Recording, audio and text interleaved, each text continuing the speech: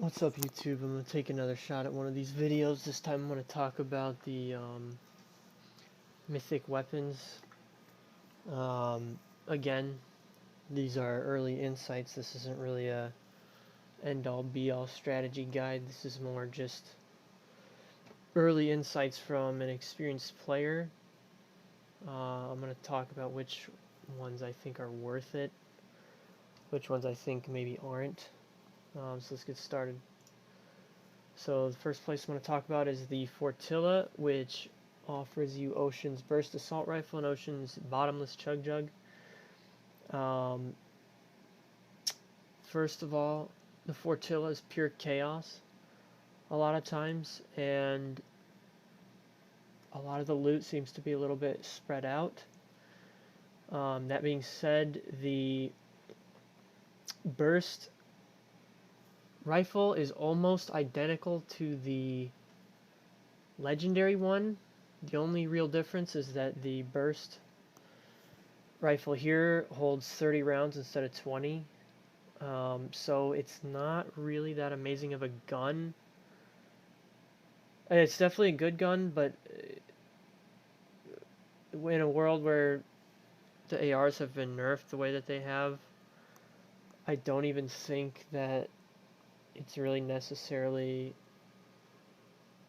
something that's worth going for. The Chug Jug, on the other hand, is very useful, considering not only does it fully heal you, but it recharges. The only catch that I've noticed with the Chug Jug is just having the time to use it. But I mean, you can share it with your team. And overall, it's a useful item. Again, though, you could just go fish, I suppose. So, that being said, the Fortilla in general, I actually don't really recommend at all. Now, I haven't landed there too much, but the times that I have landed there, it's been pure chaos, and I obviously don't need these guns. Or at least in my experience, these guns aren't really necessary to win the game. There are far better guns out there. Some of them are not even mythic guns. But I actually don't have too much to say about these two. The Chug Jug, I mean, maybe.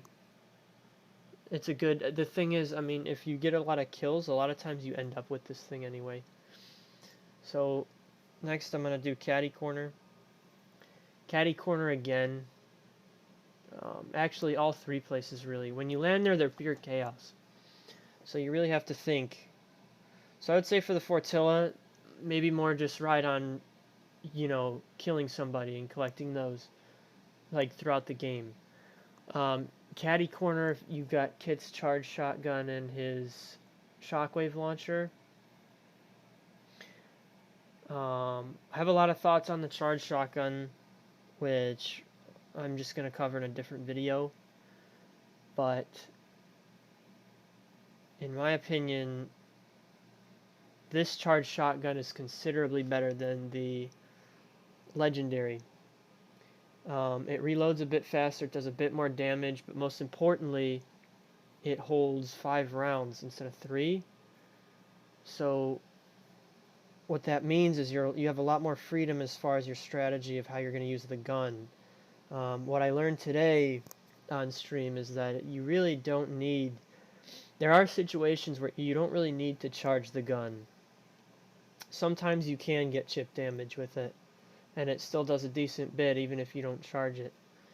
Obviously, it's optimally used when it is charged, but when you have 5 rounds instead of 3, that offers you even more leeway to play that way. And assuming you miss, you got a couple more chances. As far as the shockwave cannon or launch or whatever it's called, I think in general it's not really that worth it. But I will say it's a very convenient rotation item, especially late game. Now, obviously, my first impression with this gun was that You can use it to separate squads of enemies, but I actually think it's better used on yourself. It's a quick and easy yeet from one circle to the next, especially like late game and arena, for example, when you know the next circle's on the other the circle's going to move, that you're on the back side of it and you want to get ahead. You give yourself one yeet and you can quickly get across all these other people and get ahead of them and then turn back and shoot. So I think as a movement item, this is actually not bad, but using it aggressively I think is either more for the memes, or if you've just really got an open shot on somebody, and it'll be an easy separate. Obviously, yeeting people into the storm is hilarious as well. But again, Caddy Corner is a very chaotic place to go. So really, if you're looking to drop for any of these weapons, I would say you're probably interested in playing an aggressive play style, because otherwise it's it might be better to. This is another situation where maybe it's better to just let these guns come to you as you kill somebody who has them. I do think this is better than the Fortilla, but I actually think, well, here, I want to go over the drum gun first, actually. I'm going to say I think this is a better rotational weapon here. In general. My thing with the drum gun, though, is that it does 204 DPS, and I think the P90, I want to say it does about the same. And then you've got the rapid fire SMG, which does even more, and the rapid fire SMG got a magazine size buff, or at least the higher variants. I actually don't know about the lower variants, but the purple and gold carry 26 rounds instead of 20. So you can get the same or higher DPS out of an SMG, which P90s seem to be everywhere. You can get the same DPS or more on a gun that's more accurate in the P90 or the rapid fire. So the drum gun I actually think is a lot more modest than last season's drum gun. But the grappler, or whatever it's called, it's called something else. Besides the fact that you get that cool owl thing every time you glide with it, I actually think this is a really good and easy and quick way to get around the entire map. It's extremely convenient. The downside, obviously, is you're forced into gliding when you use it. If I'm not mistaken, it's kind of like the Batman grappler gun, or the grapnel, whatever it was called. But what I would recommend with the grappler, this grappler, is that you don't glide too high. I would definitely recommend like shorter grapples along the ground, so that you're minimizing the amount of time that you're actually gliding in the air, so you can defend yourself quickly if you need to. Again, though, I haven't tried this one as much in the late game, in like arena late game, so I can't say whether or not it's really safe to use. I imagine if you've got an opening, it's very convenient. And obviously retaking height with this thing is a freebie, as long as whoever you're going against isn't waiting for you at the top. But that being said, there's definitely probably a debate to be had between the shockwave cannon and this thing for late game rotation. But I would actually say that the grappler is probably my favorite to use. So I would say probably if you were going to go for mythic items, I would either drop Caddy Corner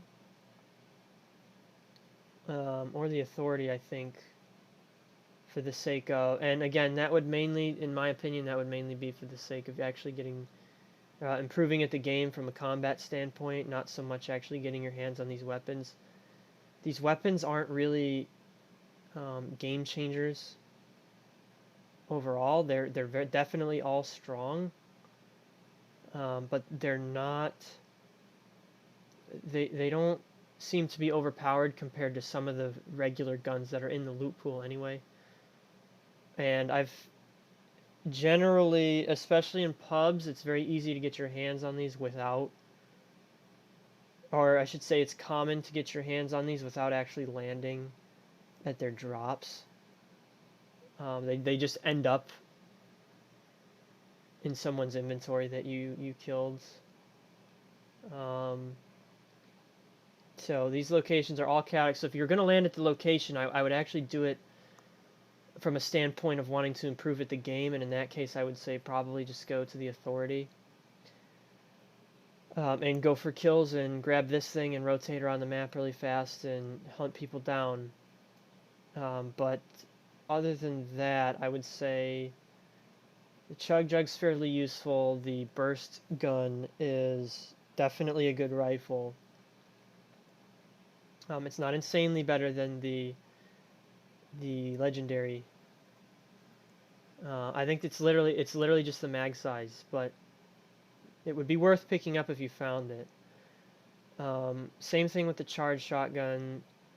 The shockwave, I think, is preference. I think in pubs it's not really necessary, except for memes or if you want to do like some sort of, if you want like easy height.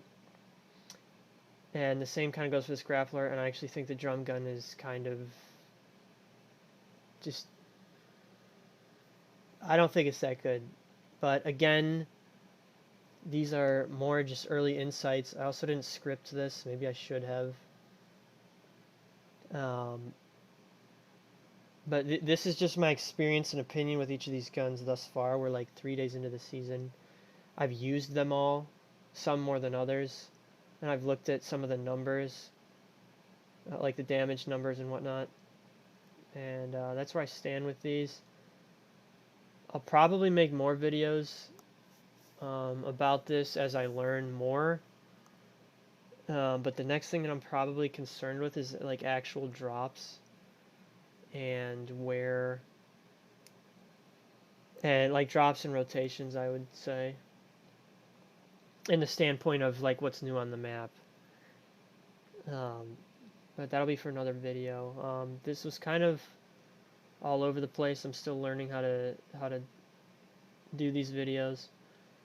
But that's basically what I got for you, and I hope it's a little bit useful. I hope it maybe helps you decide which ones you're going to look out for. I also would like to do more loadout analysis videos, because I have some thoughts on that as well. But again, this is just early opinions. I've played a lot of Fortnite. I'm not a pro. But I generally, winning isn't too much of an issue. And I have enough knowledge to kind of give some insight to these. So if you watch this far, I appreciate it. I plan on making more of these videos. Hopefully as I practice them, I think they'll get better. But I gotta start somewhere, and I gotta start, so I'm actually happy. So thank you, I appreciate it. I'm live every day on Twitch, talking about this stuff, looking at this stuff. And thank you, peace.